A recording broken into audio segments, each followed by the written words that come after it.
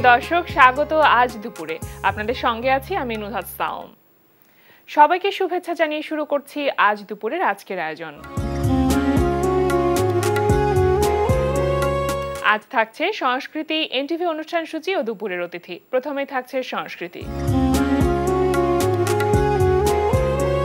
উত্তরার গ্যালারি কায়ায় অনুষ্ঠিত হচ্ছে চিত্রশিল্পী চন্দ্রশেখর দের একক চিত্রকলা প্রদর্শনী রিয়েলিটি, ফ্যান্টাসি অ্যান্ড ডিলিমা। প্রতিদিন বেলা 11:30 থেকে সন্ধ্যা 7:30 এই সময় প্রদর্শনী চলবে 17 মে পর্যন্ত। এবার এনটিভি অনুষ্ঠান সূচি। এবার জানিয়ে দিচ্ছি এনটিভির আজ রাতের বিশেষ বিশেষ অনুষ্ঠানগুলির সময়সূচি।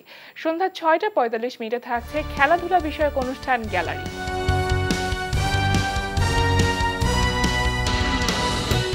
রাত 8:20 থাকছে ধারাবাহিক নাটক ঘরের শত্রু বিভীষণ। এখন আব্বার বিচার শুরু। তাহলে হোয়াটসঅ্যাপে লোকেশনটা পাঠাও আব্বা। তারে কি ফালাই দিবেন ভাই? অবশ্যই ফালাই দিব। তুমি আমাকে একটা বার সুযোগ দাও। তার আওয়াজে বেহুশ পুরা দুনিয়া। আমি আপনার ছেলের বউ। আমি বিয়ে করি না, আমি তার বিয়ে করি না, আমি কোনো বিয়েই করি নাই। রাইট। কথা ওইটাই থাকলো। পাতরে খায় পাতরে ফুটা তবু নাই রিঅ্যাকশন। আজও ব্যাক অ্যাডভেঞ্চারে ঘরের শত্রু বিভীষণ। বুইরার লইগা বাজলাম পিঠা, আহা বুইরা রইলো সালে উইঠা। মইলা হাম মইলাম গো দারুণ বুইরার জ্বালায় মইলা। রাত 9টায় থাকছে মোহাম্মদ নুরুজ্জামানের প্রযোজনায় অনুষ্ঠান গানের বাজার। হায় মাঝে হলো ছাড়া ছাড়ি, গেলেম কে কোথায়, আবার দেখা যদি হলো সখা, প্রাণের মাঝে আয়। পুরানো সেই দিনের কথা ভুলবি কি রে, হায় ও সেই চোখের দেখা, প্রাণের কথা সে কি ভোলা যায়। রাত 11:30 সরাসরি সম্প্রচার হবে টক শো এই সময়।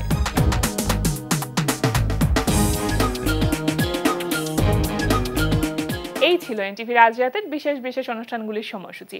বিকাশে কম খরচে ক্যাশ আউটের লিমিট বেড়ে 50,000, প্রিয় এজেন্টও 2টা। এবার দুপুরের অতিথি।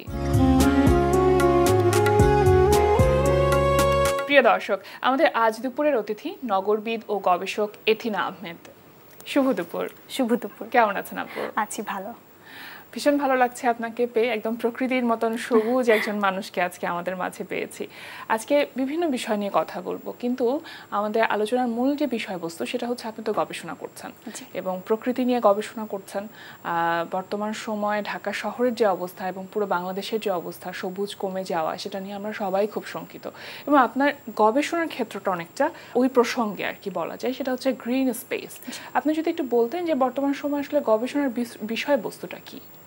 আচ্ছা, আমার গবেষণার বিষয়বস্তুটি ছিল হচ্ছে political economy of urban green spaces, Dhaka সিটিজ revolution. অর্থাৎ ঢাকা সিটির কনটেক্সটে আমাদের যে আরবান গ্রিন স্পেসগুলো আছে সেটা কোন কোন রাজনৈতিক এবং অর্থনৈতিক বিষয়গুলো দ্বারা নিয়ন্ত্রিত হচ্ছে বা প্রভাবিত হচ্ছে, সেটাই ছিল আমার গবেষণার বিষয়। মানে গবেষণার বিষয়বস্তু হিসেবে এটাকে পছন্দ করার বিষয় হচ্ছে, আমার মাথায় প্রথমে আসে যে ঢাকা সিটির বিভিন্ন জায়গার নামগুলোর দিকে যদি আমি খেয়াল করি, যে বনানী, সবুজবাগ, শাহবাগ, সবগুলো শুনেই মনে হচ্ছে আসলে সবুজের সাথে কোথাও এটার একটা সম্পর্ক আছে, কিন্তু আসলে সত্যিকার অর্থে কিন্তু আমরা সেটা এখন আর দেখতে পাই না। শহরটা এখন অনেকটা ধূসর হয়ে গেছে, অনেক এখন আর সবুজ নেই। তো সেই চিন্তা থেকে আমার এদিকে আসা। এছাড়া আমার যিনি সুপারভাইজার ছিলেন থিসিসের, অনার্সের থিসিসের, উনিও বললেন যে তাহলে তুমি গ্রিন স্পেসের পলিটিক্যাল ইকোনমির দিকটা দেখো, যে শুধুমাত্র যে মানুষ আসার কারণে কমে যাচ্ছে তা তো না বিষয়টা। এছাড়া অন্যান্য অনেক ফ্যাক্টর আছে যেটার কারণে আমাদের গ্রিন স্পেসগুলো আসলে কমে যাচ্ছে বা কোয়ালিটি তাদের ভালো হচ্ছে না। তো সেই দিকটা নিয়ে তুমি গবেষণা করো, এইভাবেই শুরু করা। আচ্ছা, তো আপনার এই থিসিস থেকে মানে ফাইন্ডিংসটা কি এসেছে? ফাইন্ডিংসটা যেটা এসেছে সেটা হচ্ছে মূলত যে আমাদের সিটি অথরিটি যারা আছেন তাদের মধ্যকার সম্পর্কগুলো, এটা একটা বিষয়। অবশ্যই তাদের গ্রিন স্পেসকে প্রভাবিত করছে। এছাড়া হচ্ছে আরও যেসব অন্যান্য ইনফ্লুয়েন্সিয়াল ব্যাপার আছে, যেমন রিয়েল এস্টেট সেক্টর একটা এখন অনেক বড় একটা প্রভাবশালী আমাদের এখানে ফ্যাক্টর। তো এই জাতীয় বিষয় তাদের আন্তঃসম্পর্কগুলো আসলে পুরো আরবান স্পেসের উপরই এবং বিশেষ করে গ্রিন স্পেসের উপর প্রভাব ফেলছে। আচ্ছা, আর জনসংখ্যার যে বিষয়টি, জনসংখ্যার বিষয়টি তো অবশ্যই আমরা একটা আনপ্ল্যান্ড আরবানাইজেশন ঢাকায় দেখে থাকি যে ঢাকায় আসলে আমাদের সারা দেশের শিক্ষা ব্যবস্থা বলেন বা জব অপরচুনিটি বলেন সবকিছু কিন্তু আমাদের একটু ঢাকা সেন্ট্রিক। আমরা ঠিকভাবে ডিসেন্ট্রালাইজ করতে পারিনি বলেই কিন্তু মানুষজন আসলে আস্তে আস্তে ঢাকার দিকে মুভ করছে, কেউ আসলে ঢাকার বাইরে এখন থাকতে চাচ্ছে না। তো এই আনপ্রেসিডেন্টেড একটা পপুলেশন গ্রোথ হয়ে যাচ্ছে, তো মানুষ আসলে মানুষকে তো অবশ্যই অ্যাকোমোডেট করতেই হবে, তাকে থাকার জায়গা দিতে হবে, তার চলাফেরার জন্য তাকে রাস্তা দিতে হবে। তো এগুলো তো আমাদেরকে ন্যাচারাল এরিয়ার উপরই বিল্ড আপ করতে হচ্ছে। তো সো পপুলেশন গ্রোথ বা আনপ্ল্যান্ড যে আরবানাইজেশন সেটাই আসলে এখানে মেইন ফ্যাক্টর। তো গ্রিন স্পেসটাকে মানে বাড়িয়ে দেওয়ার জন্য আমরা আসলে কি করতে পারি বা কোন সেক্টরগুলোতে আমরা কাজ করতে পারি? গ্রিন স্পেস বাড়িয়ে দেওয়ার বিষয়টা এখন হচ্ছে খুবই একটা কমপ্লিকেটেড বিষয়, কারণ আরবান স্পেস অর্থাৎ যে জায়গা সেটাই আমাদের এখন সবচেয়ে সংকট। ল্যান্ডটা আসলে খুবই কম, খুবই লিমিটেড, থাকার জায়গার সংকটটাই বেশি। থাকার জায়গার সংকটটাই বেশি এবং আপাত দৃষ্টিতে আমাদের কাছে মনে হয় যে গ্রিন স্পেস থেকে আমার ইকোনমিক তেমন বেনিফিট আসছে না।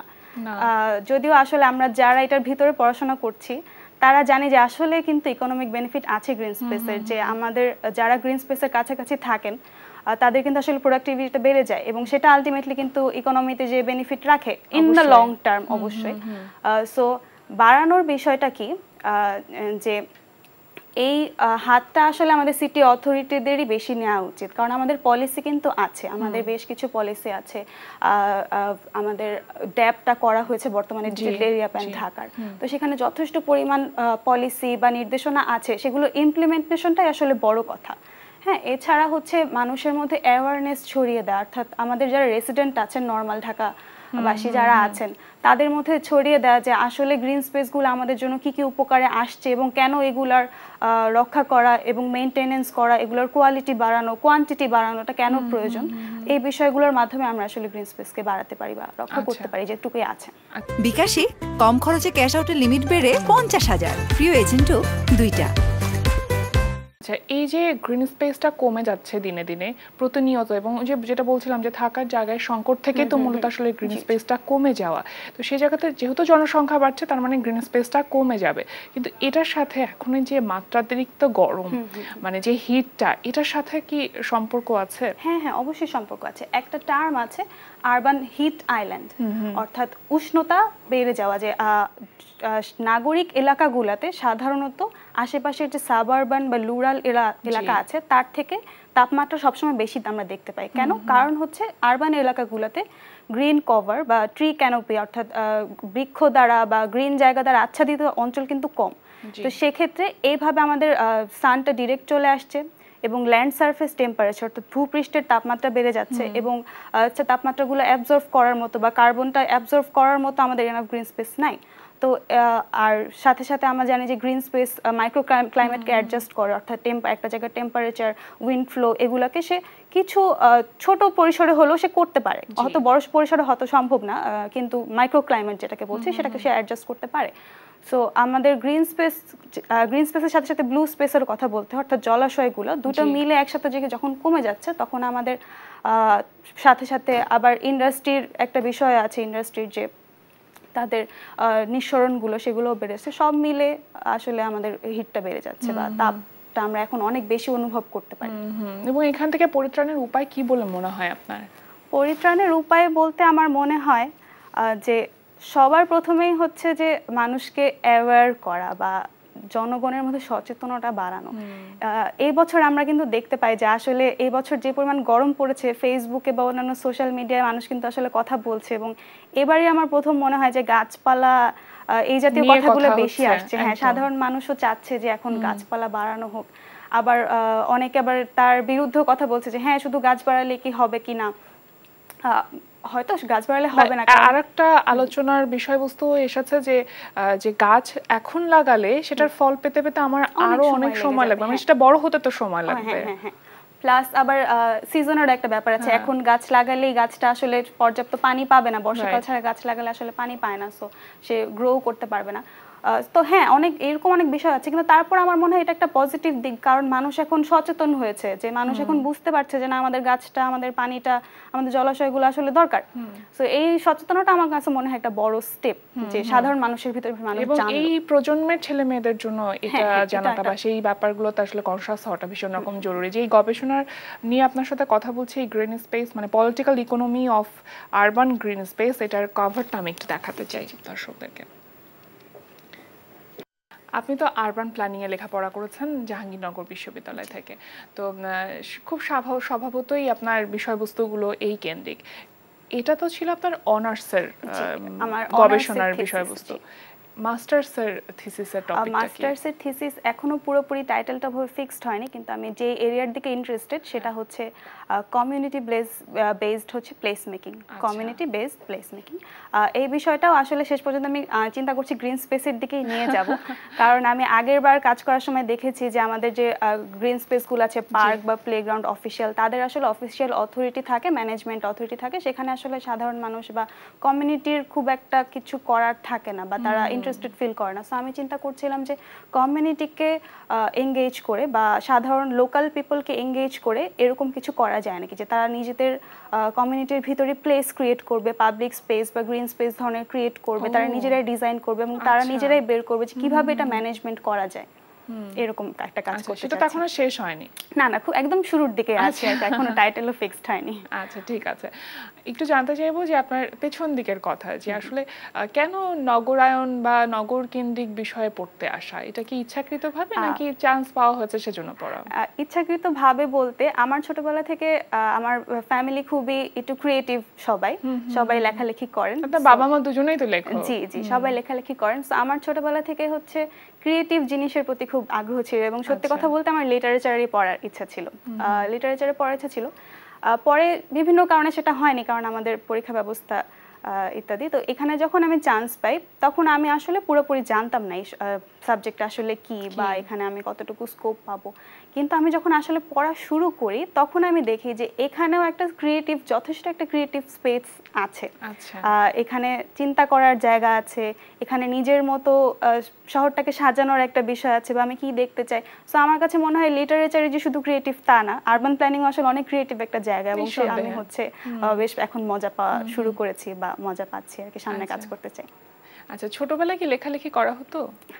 হ্যাঁ, ছোটবেলায় লেখালেখি করা হতো। ইভেন আমি ছোটবেলায় বিভিন্ন স্কুল কলেজ ম্যাগাজিনে হচ্ছে ছোট গল্প, এই জাতীয় লেখা আর কি অনেক লিখতাম। এখন আর ওই রকম ক্রিয়েটিভ লেখা হয় না, মানে লিটারেচার বেস লেখা হয় না, এখন গবেষণার দিকে আর কি একটু চলে এসেছি। বাবা মা দুজনেই যেহেতু লেখক, লেখালেখি করছেন, বাবা মার লেখা দ্বারা কি প্রভাবিত হওয়া হয়েছে কখনো? হ্যাঁ, অবশ্যই প্রভাবিত হওয়ার বিষয় হচ্ছে আপনার কাছে যে ম্যাটেরিয়াল থাকবে, আপনি আশেপাশে যা দেখবেন, আপনি অবশ্যই তার প্রতি ইন্টারেস্টেড হবেন। তো আমার ঘর ভর্তি ছিল বই, আমি ঘর ভর্তি বই, আমি একদম ক্লাস 2 থেকে আমি বুঝি না বুঝি আমি বই একটার পর একটা নিতাম, আমি শেষ করতাম, পড়ে ফেলতাম, এবং সেইখান থেকে আমার আসলে কি ধরনের বই পড়তে ভালোবাসেন আপনি? আমি অবশ্যই ক্লাসিক যে উপন্যাসগুলো আছে, যেমন মানিক বন্দ্যোপাধ্যায় আমার খুব একজন প্রিয় লেখক। এছাড়াও হচ্ছে বর্তমানে আমি রবীন্দ্রনাথকে নিয়েও একটু টুকটাক কাজ করছি, আর এছাড়া হচ্ছে বিভূতিভূষণ বন্দ্যোপাধ্যায়, তাদের লেখা করছি। আচ্ছা, তো আপনার লেখালেখি বা সেই বিষয়টা তো এখন নিশ্চয়ই কাজে লাগছে। আপনি যখন গবেষণাতে কাজ করছেন, তখন গবেষণার ক্ষেত্রে কিন্তু লেখালেখিটা খুব বেশি কাজ করতে। তো ছোটবেলায় সেই ছোট ছোট করে লেখা, ম্যাগাজিনে লেখা ছাপা, মানে এই বিষয়গুলো আসলে কতটুকু আপনার বর্তমান সময়ের যে গবেষণা ক্ষেত্র সেটাকে প্রভাবিত করে? গবেষণা কিন্তু আসলে খুব একটা ক্রিয়েটিভ স্পেস। জি, অর্থাৎ আপনার যদি একটা ভিশন না থাকে, আপনার যদি একটা অবজেক্টিভ না থাকে, আপনি সহজে গবেষণাতে যেতে পারবেন না। আপনি যতই আগের লিটারেচার রিভিউ করেন, আপনার যদি আলটিমেটলি নিজের একটা ভিশন না থাকে, আপনি কিন্তু পৌঁছাতে পারবেন না। সো এটা আমার মনে হয় যে ওই বিষয়টার সাথে খুব রিলেটেড, যে গল্পের মতো চিন্তা করা, যে আমি গল্পটাকে কোন দিকে নিয়ে যেতে চাই, সেভাবে আমি গবেষণাটাকেও সেদিকেই আমি কিভাবে বলবো, কিভাবে বলবো, বলার ধরনটা, লেখার ধরনটা। আচ্ছা, রবীন্দ্রনাথ কি কোনোভাবে প্রভাবিত করেছে?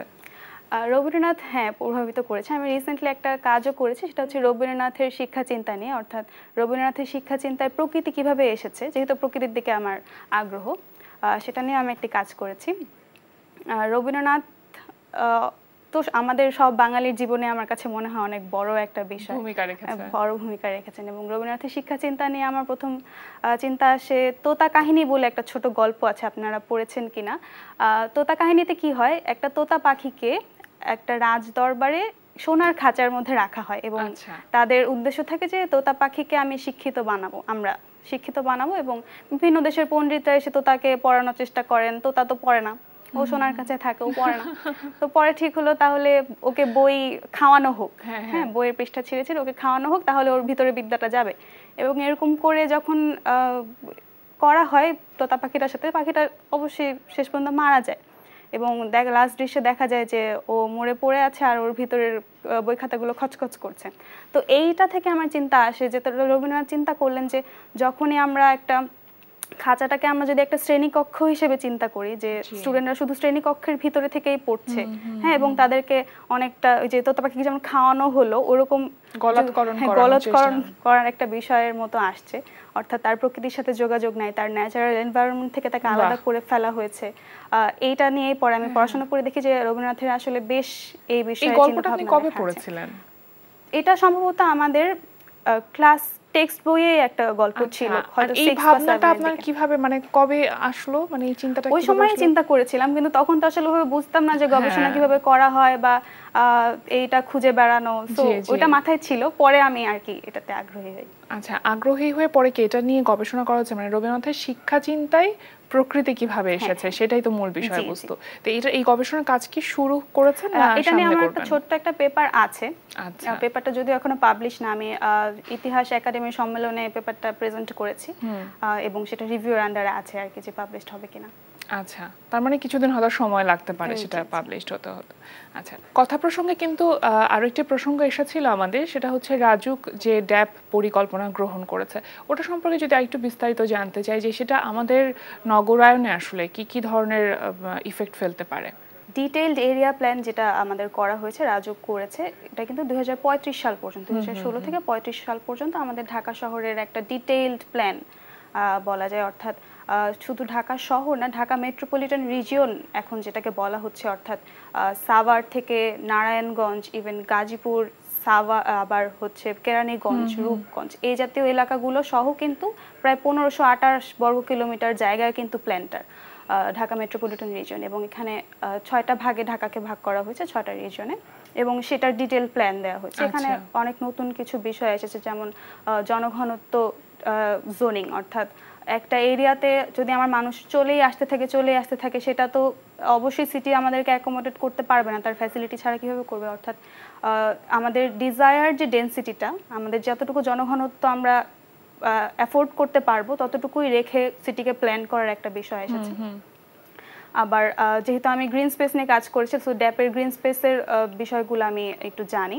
সেটা হচ্ছে বলা হচ্ছে 6টা যে অঞ্চল আছে, 6টা এরিয়াতে 6টা আঞ্চলিক পার্কের বড় আকৃতির আঞ্চলিক পার্ক তৈরি করার প্রস্তাবনা দেওয়া হয়েছে। এবং কোর এরিয়াতে ঢাকা কেন্দ্রীয় অঞ্চলে কিন্তু এখন অলরেডি আছে, যেমন আমাদের রমনা পার্ক আর যে সোহরাওয়ার্দী উদ্যান, এটা কিন্তু বেশ বড় আকৃতির, এবং এই আকৃতির পার্ক কিন্তু পরে আমরা আর কোথাও তৈরি করতে পারিনি। সো এই কেন্দ্রীয় অঞ্চলে এই দুটো থাকার কারণে বাকি 5টা অঞ্চলে চিন্তা করা হচ্ছে যে এই মাপের আমরা পার্ক তৈরি করব। এটা আমার কাছে মনে হয় অনেক ভালো একটা প্রস্তাবনা, যদিও কতটুকু করা সম্ভব, ইমপ্লিমেন্টেশন আসলে কতটুকু কি হয় সেটা দেখার বিষয়, সেটা আসলে একটা চিন্তার বিষয়। এছাড়া বিভিন্ন জলকেন্দ্রিক পার্ক তৈরি করার কথা বলা হচ্ছে, অর্থাৎ গ্রিন স্পেসের মাঝে যদি একটা ব্লু স্পেস থাকে, এটা কিন্তু আসলে আরো অনেক বেশি বেনিফিশিয়াল হয়ে যায়, একই সাথে পানি এবং গাছের যদি সমন্বয় হতে পারে। সো জলকেন্দ্রিক পার্ক তৈরি করার কথা বলা হচ্ছে। আবার বলা হচ্ছে যে প্রতি 74টা সাব রিজিয়নে ভাগ করে বলা হচ্ছে যে প্রতি 12,500 মানুষের জন্য 1 একর জায়গা থাকবে পার্কের এবং 2 একর জায়গা থাকবে প্লেগ্রাউন্ডের জন্য, খেলার মাঠের জন্য। এটাও একটা ভালো প্রস্তাবনা। এছাড়া বলা হচ্ছে যে স্কুল কলেজের যে মাঠগুলো আমাদের আছে, এগুলো যাতে স্কুল কলেজের বাউন্ডারির বাইরে রাখা হয়, তাহলে সাধারণ মানুষ এটা ইউজ করতে পারবে।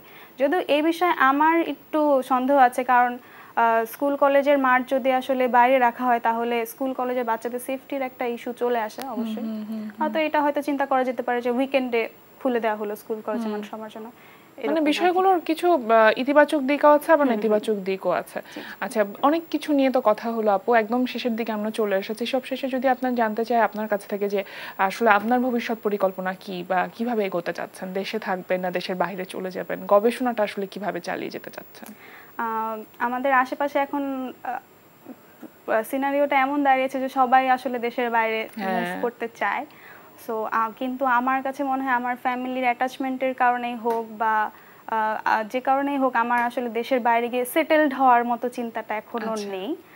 কখনো যদি যাই অবশ্যই আরো হায়ার স্টাডিজের জন্য হয়তো যাব, কিন্তু যে আমার ইচ্ছা আছে যে আমি আবার ফেরত আসবো এবং হয়তো গবেষণার ফিল্ডেই আমি আমার ক্যারিয়ারটা গড়ে এবং দেশের জন্যই কাজ করবেন। অনেক অনেক শুভকামনা রইল আপু আপনার জন্য, আজকে আমাদের আয়োজনে আসবার জন্য আপনাকে অসংখ্য ধন্যবাদ।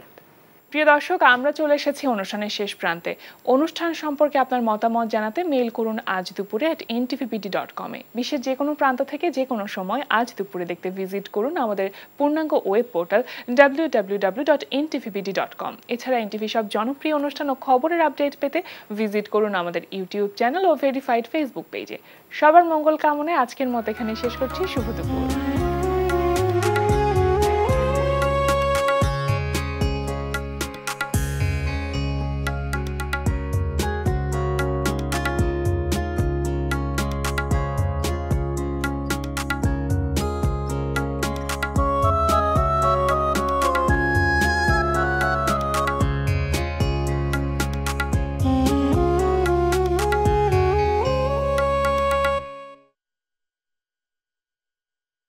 বিকাশে কম খরচে ক্যাশ আউটের লিমিট বেড়ে 50,000, প্রিয় এজেন্টও 2টা।